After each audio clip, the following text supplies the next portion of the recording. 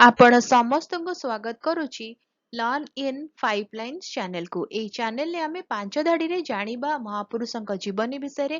ଆଉ ଯଦି ମହାପୁରୁଷଙ୍କ ଜୀବନୀ ବିଷୟରେ ଅଧିକା ଜାଣିବାର ଅଛି, ସ୍ପେସିଫିକଲି ଅଧିକା ଜାଣିବାର ଅଛି, ମୋତେ କମେଣ୍ଟରେ ଜଣେଇବେ।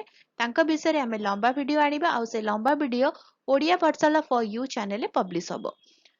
ହେଲା, ତାହେଲେ ଆମେ ଯିବା ଆଜି ଜାଣିବା ଆଉ ଜଣେ ମହାପୁରୁଷଙ୍କ ବିଷୟରେ 5 ଧାଡ଼ିରେ। ବିଦ୍ୟୁତ ପ୍ରଭା ଦେବୀ 12 ଜୁଲାଇ 1926 ମସିହାରେ ଜନ୍ମଗ୍ରହଣ କରିଥିଲେ। ସେ ଓଡ଼ିଆ ସାହିତ୍ୟର ଶ୍ରେଷ୍ଠ ମହିଳା କବି ଭାବରେ ପରିଚିତ। ତାଙ୍କର କବିତାର ସମ୍ପୂର୍ଣ୍ଣ କାର୍ଯ୍ୟ 1957 ମସିହାରେ ବିଦ୍ୟୁତ ପ୍ରଭା ସଞ୍ଚୟନ ଭାବରେ ପ୍ରକାଶିତ ହୋଇଥିଲା। 1950 ମସିହାରେ ବିଦ୍ୟୁତ ପ୍ରଭାଙ୍କ ପୁସ୍ତକ ଉତ୍କଳ ସାରସ୍ୱତକୁ ଉତ୍କଳ ବିଶ୍ୱବିଦ୍ୟାଳୟ ଦ୍ୱାରା ଏକ କବିତା ପାଠ୍ୟ ପୁସ୍ତକ ଭାବରେ ଗ୍ରହଣ କରାଯାଇଥିଲା। ତାଙ୍କର 28 ଜାନୁଆରୀ 1977 ମସିହାରେ ଦେହାନ୍ତ ହୋଇଥିଲା।